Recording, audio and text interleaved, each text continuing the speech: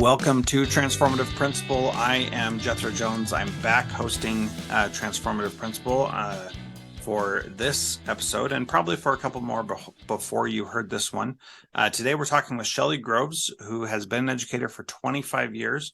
She started teaching math and now she oversees curriculum as assistant superintendent at a CTE planning district that serves 16 schools. Shelley, welcome to Transformative Principal. Happy to have you here.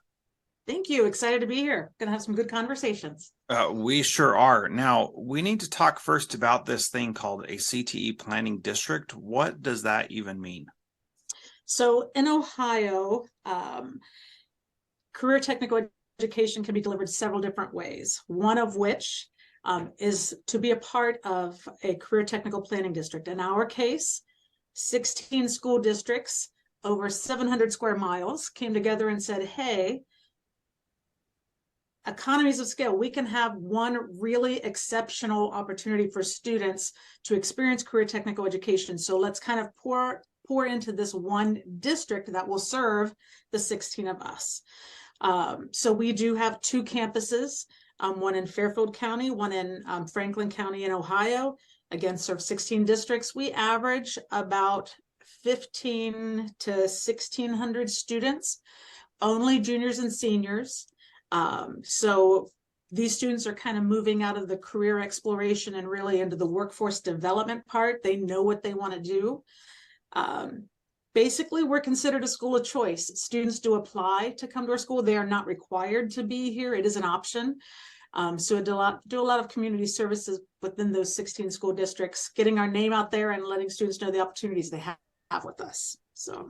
Yeah, that's a really interesting model that kids can choose to come with you. And over 700 square miles, I mean, what is it end to end though? Like how far do kids have to travel for this?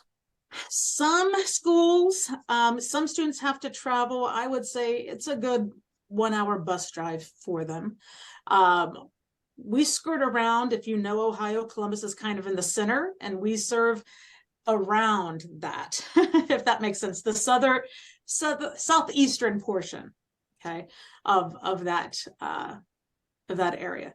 But yeah, some of them have quite the lengthy bus ride, maybe a couple of stops to get here, which then shows even more their desire to study what they're passionate about, what they want to get here. And so again, we have amazing students body. I also think it's a courageous choice they make to come here.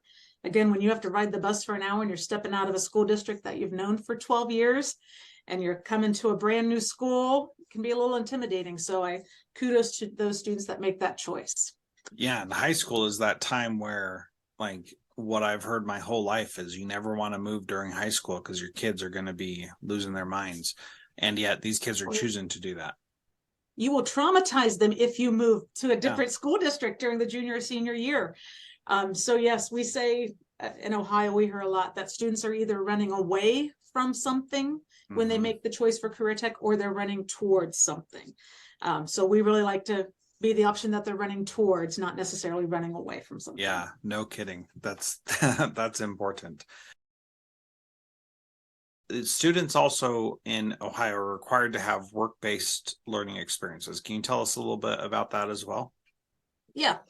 In terms of career technical education, part of the compliance that comes along with that, because there is funding that comes with career technical education, Perkins funding.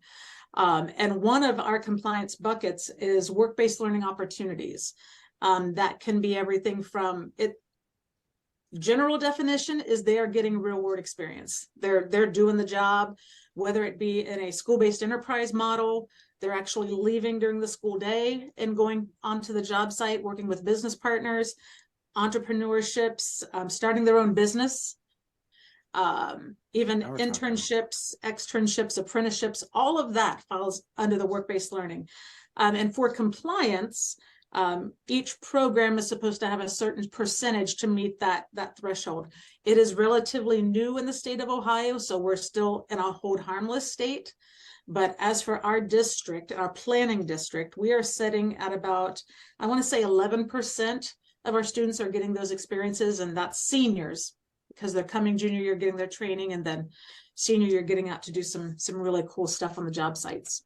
So yeah, I think that's really cool. And I love the idea of giving kids real world opportunities, as I have mentioned, and you've probably heard if you're listening to the podcast. At the end of each episode, it tells you the name of our editor, who is a student at the Catalyst Center, which is similar to the model that you're running in Davis County. And I just think it's so cool to give kids real opportunities to do things. And this podcast is now my livelihood, since I'm not a principal anymore. And you got to have a lot of trust to have high school students work on something that contributes to your life. And so it's not a small thing for kids to do something. I always advocated for this when I was a principal, and then I knew I needed to put my money where my mouth was when I went out on my own to have my own business. And it takes trust from the community as well, and the businesses that you partner with, for them to have someone come in and do things. And like it's one thing to say we believe in education, it's another to bring students and have them actually work. What are some of the benefits that you see from that in your work on the school side of it? Well, as you were talking, I kept thinking, well, failure is not an option. Yeah. So when you think of career technical education as compared, and I'm a traditional math teacher, I grew up, that was going to be my profession, and I caught the career tech bug and never let it go. But math class, the theory has, well, they failed.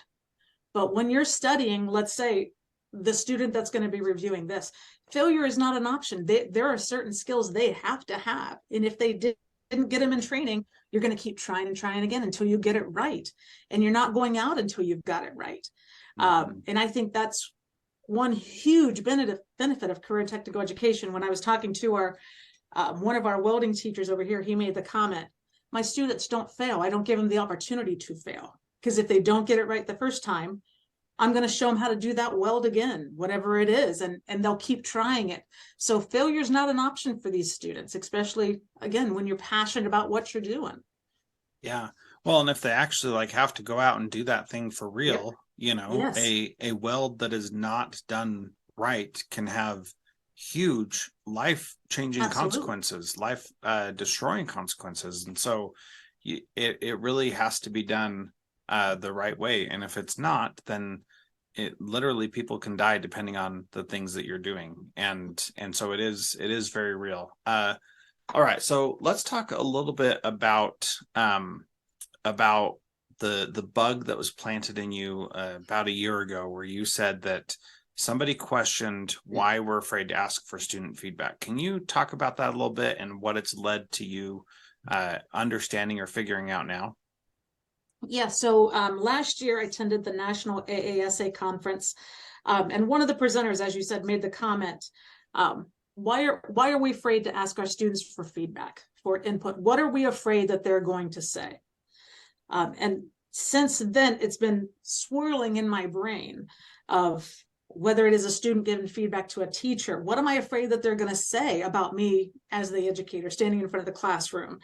And it kind of led to, why don't we ask them, how do you want to learn this?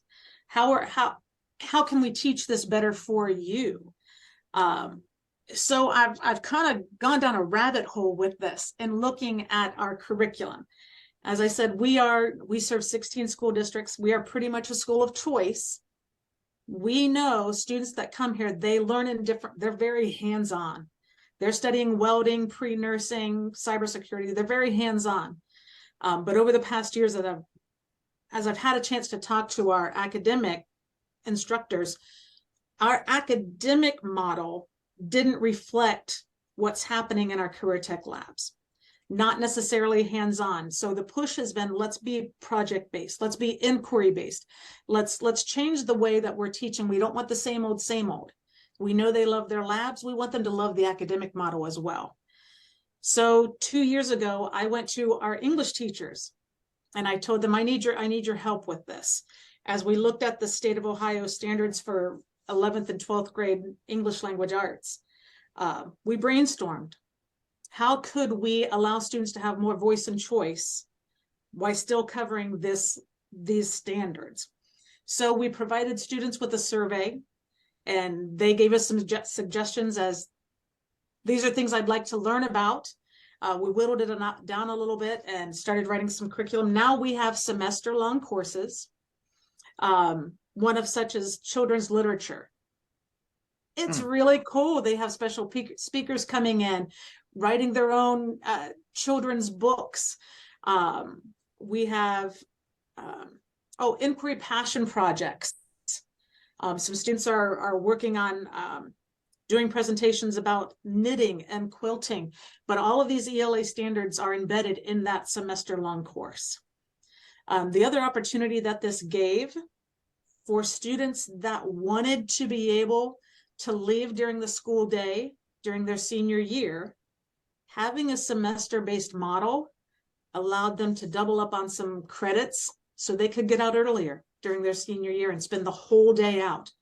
So now I think we have about 20 students that don't even report on campus anymore. They are with an employer the full day because they took advantage of our flexible model for the required academic classes. Yeah, so, interesting. So you had semester classes. What did you have before that? Were they just full year? It was English 11, English 12. A very generic model of the go-to standard. Okay, so the other thing about that is that this is a CTE school, so those classes, while still required, are not really the emphasis or the point of why kids are going to the school. And I'm not going to accuse anybody directly of this, but in a lot of situations, these could very possibly become classes that nobody really cares about, that don't get a lot of attention, because by 11th, 12th grade, you're not really testing in those classes anymore, and they're not really important. So it's kind of like a jump through this hoop to get it done. And it sounds like that's not the approach that you're taking anymore. If you ever were, I'm not accusing you of that, don't worry, but there could be that perception. I get what you say. Yes, as I was in the class, my math classroom, I would always say, I know you're not here to study math. Yeah, it's the most important thing to me, but I know it's not to you. So you are absolutely right. We wanted to make it more impactful, so students were more prepared when they leave and more engaged while they are here in those classes. That was another benefit that we had of looking at this model. So I started with English language arts. This year I focused on math and science. Really cool classes, and social studies, the history of sports, the presidency. What was the other one? There was one almost like the Book of Secrets. What's the movie?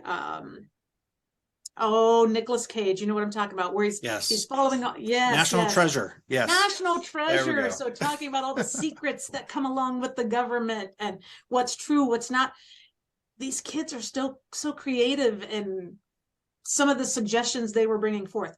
We couldn't take all of them, obviously, but what we were to create with their feedback was pretty cool. Okay. So what I'm hearing you say is that you said, how do you want to learn these things? We still have to teach all these things because we have these standards. And so instead of saying, here's I don't know the right way to say this, but here's a curriculum focused, well, maybe that is the right way to say it. Here's a standards focused class, which is English 11 and all the 11th grade standards. You said, here's a content focused class, which is all these things that you're interested about, and we're going to figure out how to make these things work with the standards. Is that a fair summary? That is wonderful. I'm going to use that. That's a wonderful summary. Okay, great. Excellent. I'm so good at this game. So one of the things that I've been working with districts for the past couple of years on is what I call student-driven learning. And the way that I phrase this is I say, it's so much more engaging, fun for everybody involved, teachers and students alike, if the kids are working on things that they care about and the teacher is basically following them around, checking off which standards they have completed. Does that sound kind of like what you're trying to get at with this? Maybe a little broader sense, but. Yeah, similar, a little broader. But I will tell you, speaking of the staff, this was a very scary thing for some, not all, because it is very much, I've got to learn with the students as we're developing these. For example, the children's literature class. the teacher that's teaching that, like, oh my goodness, well, what do I do? I've got these. How cool is it to design it with the students as you're getting the feedback right there? You know the standards. You're an English teacher. You already know the standards. You're just going about it in a different direction. There was some apprehension, but they have done a great job of continually going back to the students. How can we make it better? Is this what you were? Is this kind of what you're feeling? Are you getting what you need from this class? So I do want to send a shout out to our teachers. They've done a great job of embracing this change. Yeah, that's pretty awesome. And I think there's a lot of benefit to that for the teachers as well. That it feels like it's more real for them as well. That it's not like, here's this novel that everybody reads in 11th grade and let's do this together. Because in reality, the novel really isn't that important. And this is coming from a former English teacher who loves novels and reading and thinks that everybody should read certain key specific novels that are really powerful because they teach such good lessons. But at the same time, like, you don't only get those lessons in those particular books. And that's where the real beauty is that you can get those lessons from just about any book in one way or another, even if it's with a negative example. And there's some real power in that as well. So what are some of the challenges that the teachers have faced with doing this? You mentioned that they have to, learn with the kids, and that's challenging. What are some of the other things that they're struggling with? Well, I'll be very transparent. As I said, we have 2 campuses. We have really struggled with collaboration. It was 2 very separate and distinct, almost working independently of each other. Getting that collaboration and getting them to actually have professional conversations about the content. How do you teach these things? What does it look like? Just breaking down those walls of, this is mine in isolation, and now I'm sharing it with this other team. That was probably our biggest hurdle, if I'm going to be really honest. Now that those conversations are flowing, again, we can always do better with more communication, more collaboration, but we're getting there. We're getting there. That was one. The other, another struggle, I would say,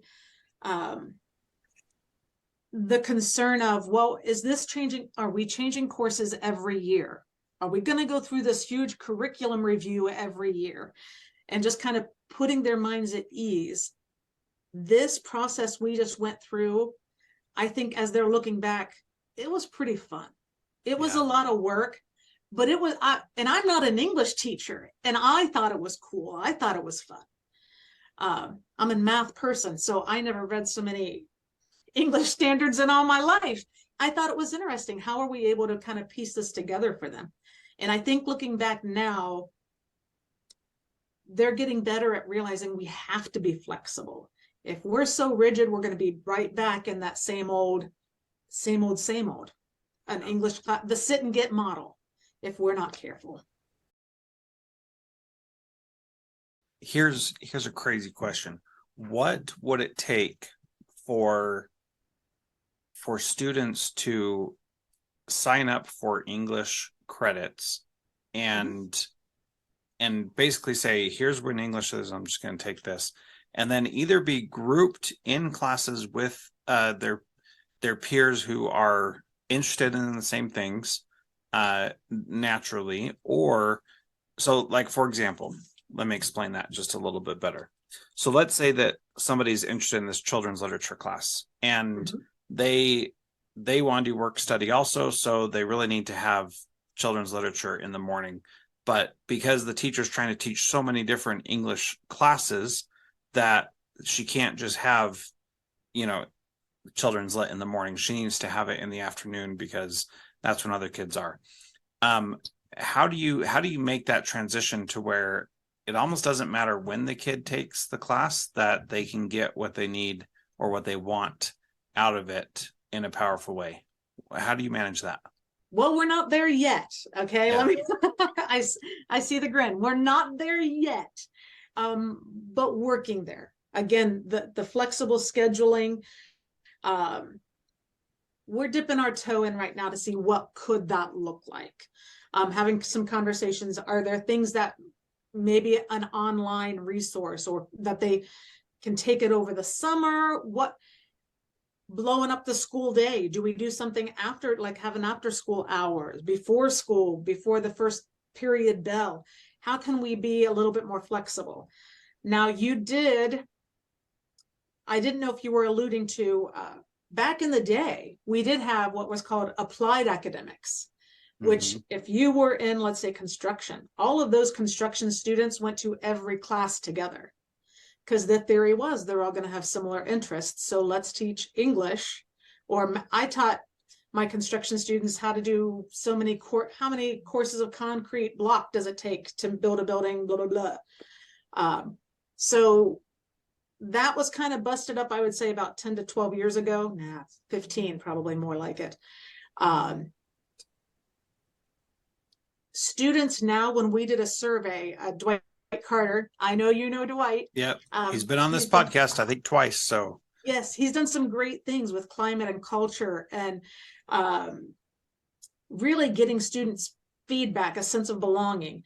And one of their big concerns for students was they didn't want to be identified by just their program, which in my mind was, I'm like, okay, that makes sense. I'm not just a construction student, so don't pigeonhole me and all of this.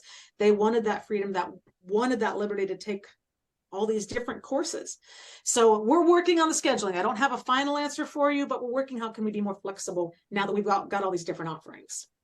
Yeah, that's really interesting. And I think that there's a lot of different things that you can do. One of the things that I did as a principal in my school is we gave kids time, what we called synergy time. And during synergy, you could go to wherever you wanted to go. And the benefit of this was twofold. Number one, kids got to be doing something they were interested in. And number two, because it wasn't tied to any particular class or subject, teachers got two things. Number one, they got to do something that they were interested in also, which was a benefit. And not everybody got to do their thing, but a lot of them did. And then the second benefit was that because no teacher had a prep period during that time, and we involved everybody in the school in being part of it, we actually got our student teacher ratio down from 28 students per teacher to just 13 students per adult.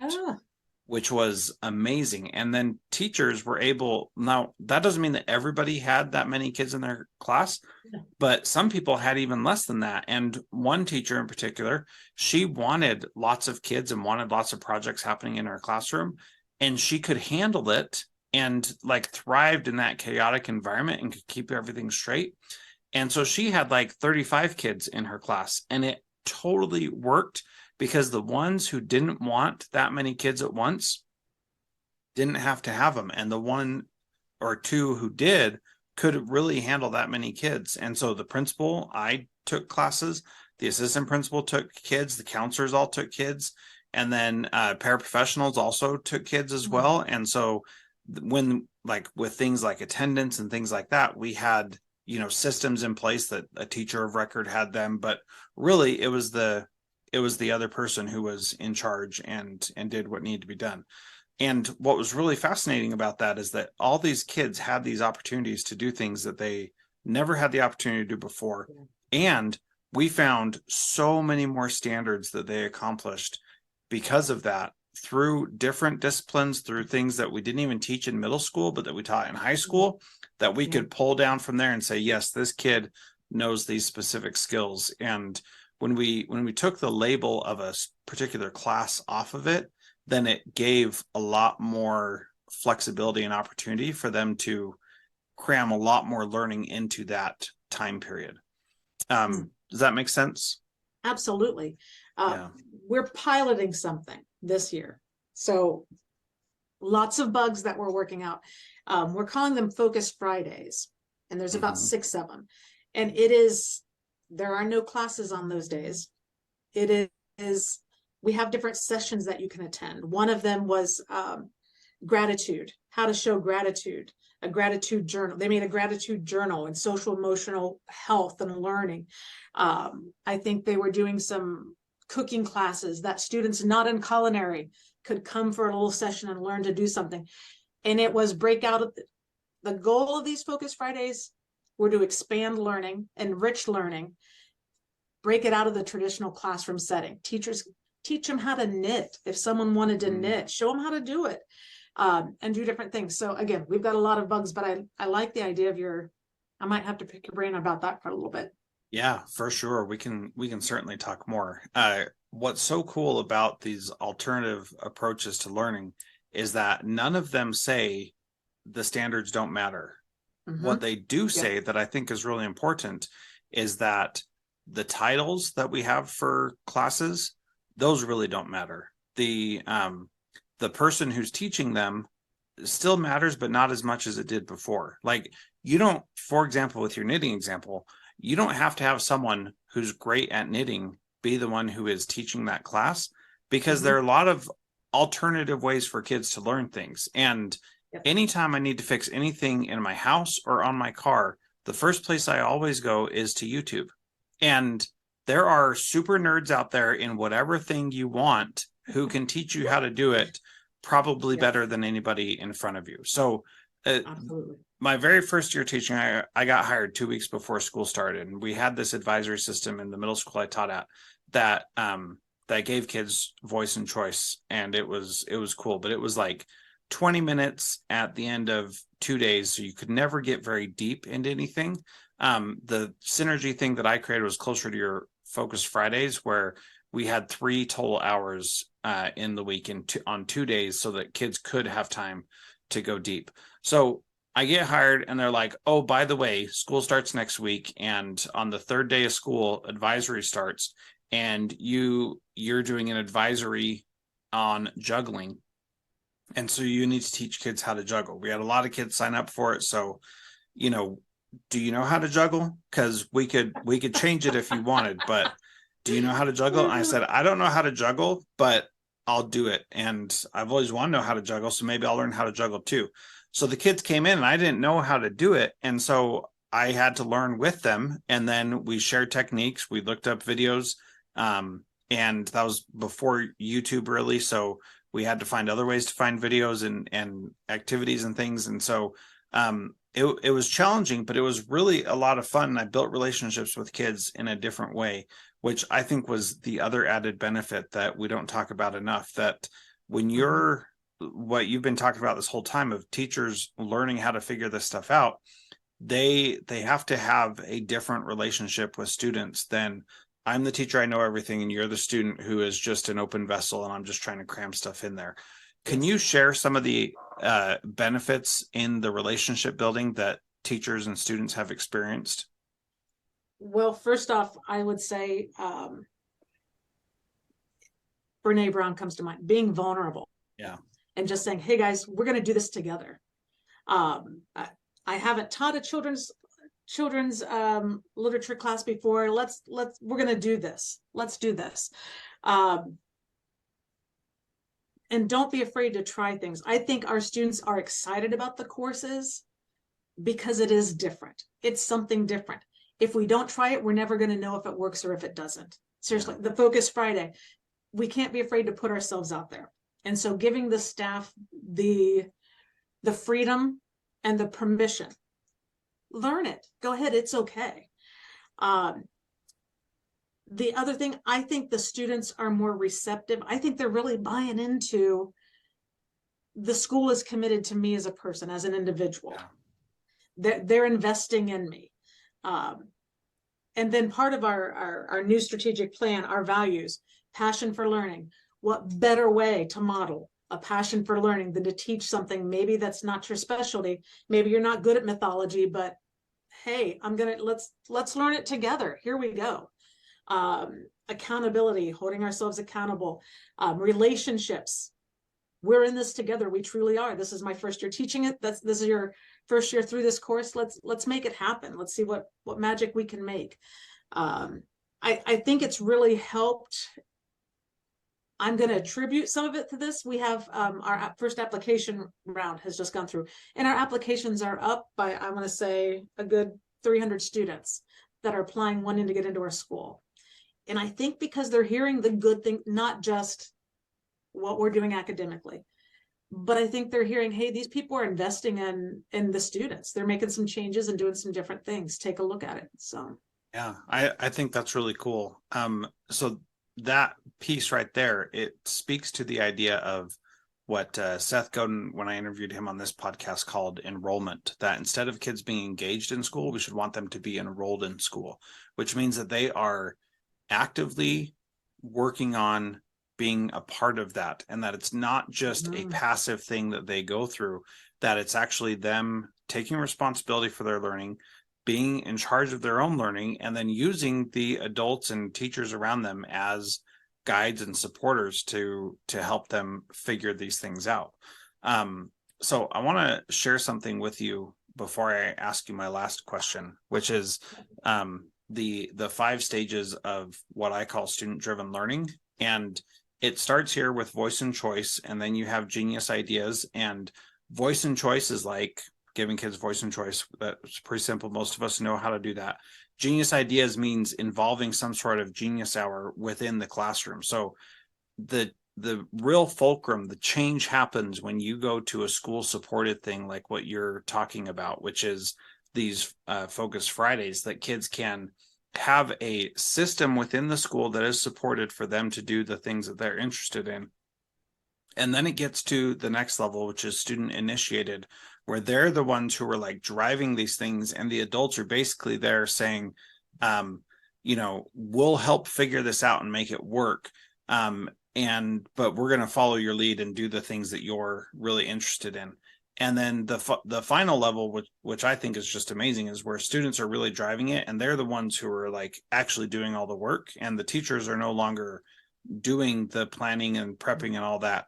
They're basically listening to what the kids are saying and saying, here's how I can help, but this is your responsibility because it's your learning. And it's hard to see schools at that level because it's hard for adults to give up that responsibility.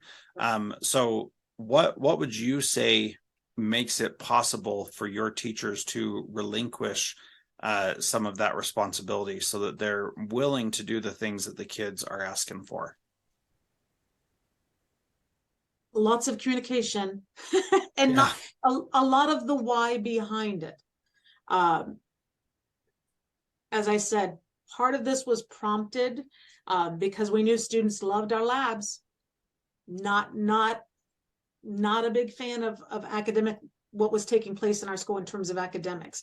And when we did a student survey, parent survey, even some of our business partners, the feedback we got was, how can you fix the academic stuff that's going on there? And make it more engaging, make it more relevant, get students to be a part of it, give them the voice and choice. So I think how to get teachers there is just that open and honest communication with them, because I shared it with them and I said, this is what people say about our academic offerings, about what's taking place academically at our school. There was a lot of, well, surely there's good things taking place. Yeah. That doesn't mean there's not good things taking place, but as you know, the bad things, the squeaky wheel gets the oil. They just keep posting the bad stuff. That's what you're going to see most of. There's some good things taking place. Some of our teachers have really good relationships, but we really need to take a look at, why are we teaching what we're teaching and how are we teaching it? Does it even matter if a student comes and says, hey, can I go and study this? How can we give them more of an opportunity to be an active partner instead of, as you said, just pouring into them? That would be one of the biggest. Again, I just went into it with an honest conversation saying, here's where we are. We need to change.